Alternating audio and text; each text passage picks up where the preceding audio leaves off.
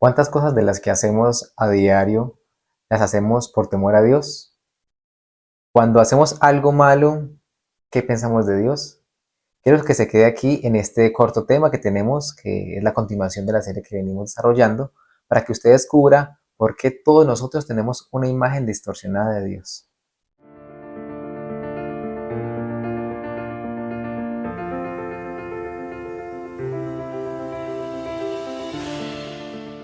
Un saludo para todos, queridos amigos. Y bueno, como les mencionaba anteriormente, ese pensamiento que viene acerca de Dios es muy importante en nosotros. Recuerden que estamos desarrollando el segundo paso de los 12 pasos de recuperación y entre la temática estamos desarrollando este espacio porque es indispensable entender esto en nuestras vidas. Ahorita, ¿por qué y a raíz de qué y por dónde vienen esas imágenes de Dios? Bueno, resulta que hay dos círculos sociales sumamente importantes para nosotros. Uno es nuestra familia y el otro es nuestra comunidad cristiana. Lamentablemente, algunas de las distorsiones surgen de las enseñanzas y las predicaciones de la comunidad cristiana. En los púlpitos, en los medios de comunicación, las buenas noticias a veces se convierten en malas noticias.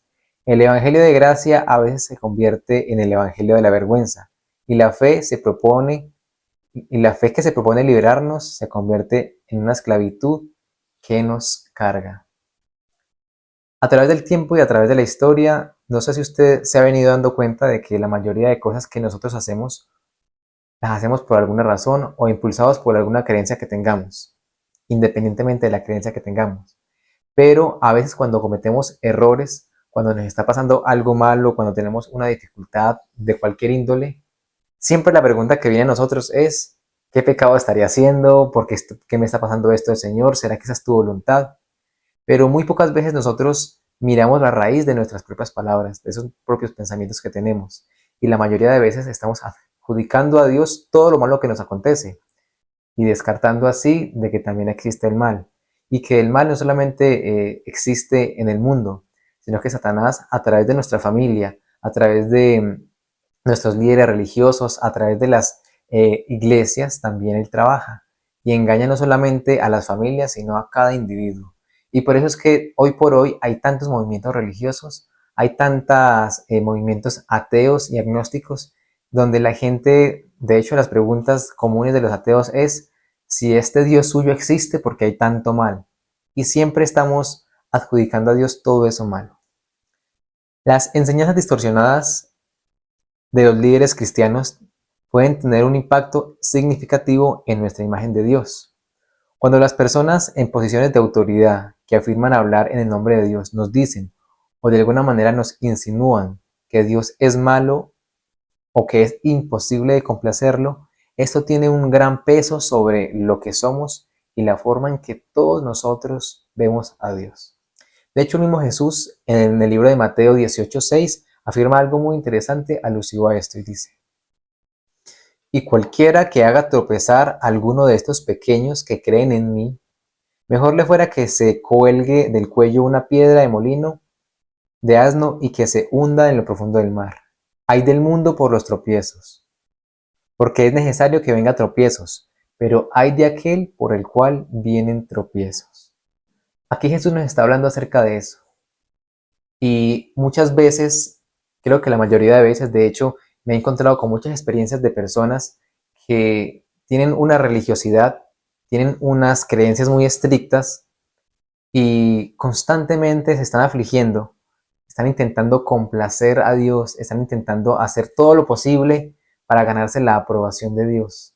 Como decía anteriormente, ese evangelio de gracia, ese evangelio de amor, ese evangelio de restauración, a veces se convierte en el evangelio de vergüenza, en el evangelio de dolor, en el evangelio de que estamos esperando a que Dios nos juzgue, a que Dios dicte su veredicto sobre cada uno de nuestros errores. Y el problema no solamente es ese, es que cuando nosotros formamos una familia o venimos de parte de una familia de estas, esas imágenes de Dios van haciendo parte de nuestra herencia como personas.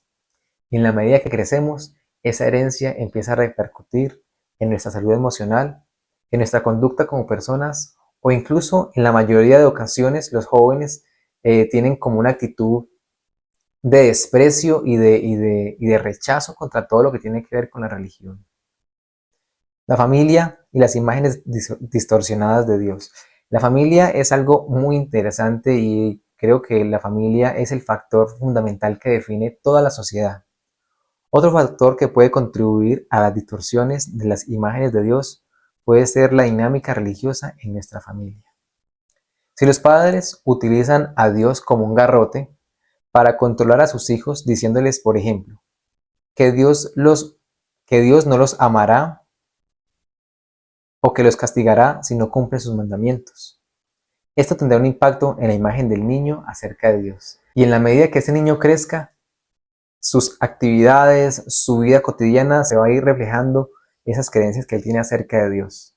Y cuando entra en un problema y se encuentra en una situación donde él debe ejercer fe, donde debe ejercer esa fe en Dios para que él lo sane y lo salve, se encuentra con un obstáculo porque se encuentra con un Dios opositor, como dicen por ahí.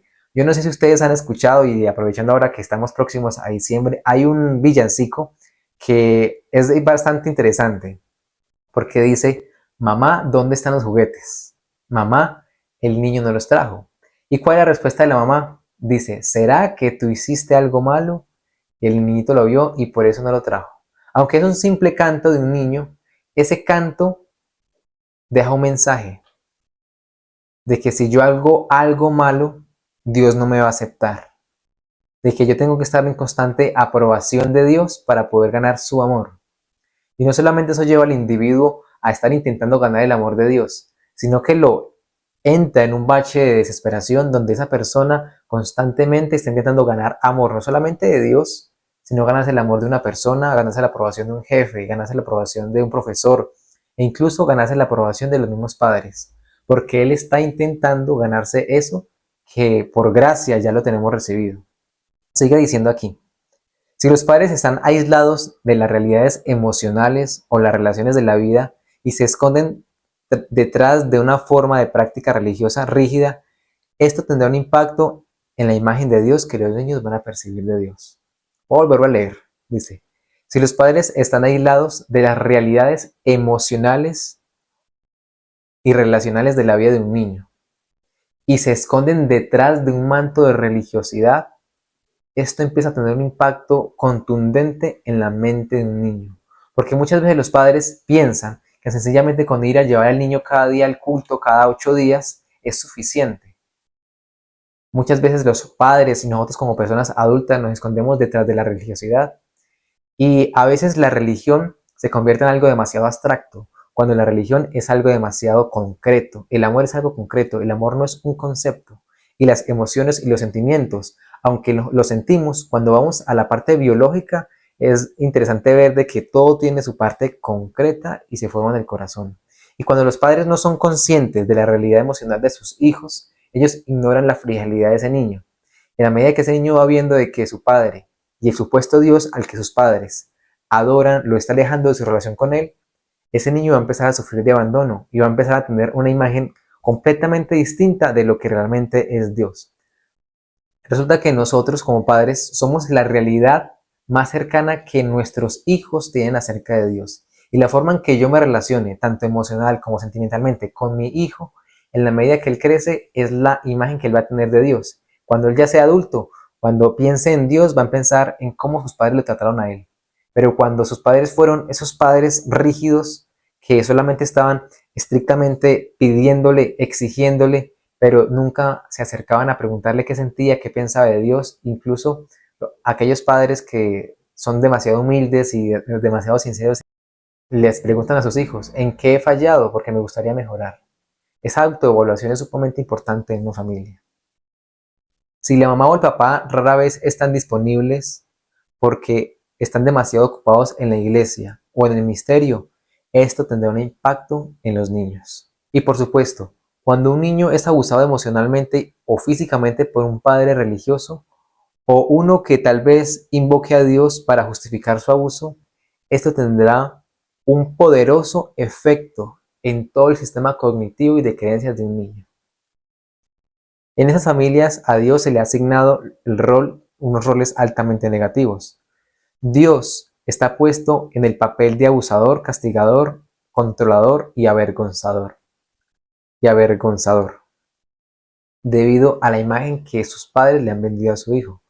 Cuando a Dios se le ha asignado estos roles dolorosamente negativos en un sistema familiar, esto seguramente tendrá un impacto en el individuo. Por eso dice Jesús, cualquiera que haga tropezar a alguno de estos pequeños, y a veces solamente lo pensamos en los nuevos conversos, pero ustedes como padres, como adultos, como jóvenes, ¿será que ustedes han puesto algún tropiezo para que una persona piense mal de Dios? Porque el hecho de que la maldad esté avanzando en este mundo es porque los cristianos verdaderos están desapareciendo. Y en la medida que la maldad se sigue promulgando, eso hace alusión de que los cristianos están apartándose de Dios. Para finalizar, quiero compartir con ustedes una imagen diferente a este Dios abusador, a este Dios exigente, que la verdad, cada vez que leo esta porción de la Biblia me queda, cuando la miro, siempre admiro demasiado como la grandeza de quién es nuestro Dios. Quiero que me acompañen al libro de Filipenses, el capítulo 2, el versículo 6 en adelante, y dice, el cual, siendo en forma de Dios, no estimó el ser igual a Dios como cosa a que aferrarse, sino que se despojó a sí mismo tomando forma de siervo, hecho semejante a los hombres. Y en esta condición de hombre se humilló, haciéndose obediente hasta la muerte y muerte de cruz. Si nosotros realmente supiéramos quién es Dios, entendiéramos a ciencia cierta, en profundidad, quién es nuestro Dios, que Él no es un concepto, que Él es algo concreto, podríamos realmente experimentar más sanidad y más satisfacción en nuestra vida. Esta serie que estamos desarrollando es alusiva a la sanidad, no solamente de las adicciones, sino de todos los comportamientos y compulsiones que nos están aprisionando. Pero muchas veces intentamos resolverla por nuestra propia fuerza.